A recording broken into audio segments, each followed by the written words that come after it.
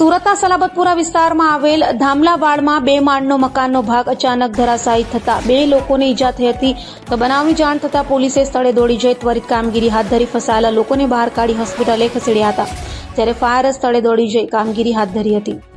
સુરતમાં સલાબતપુરા સ્થિત ધામલાવાડમાં બપોરના સમયે 2 માળના એક મકાનની છતનો હિસ્સો ધડાકાભેર તૂટી પડતા એક મહિલા સહિત 2 લોકો ઘાયલ થયા હતા.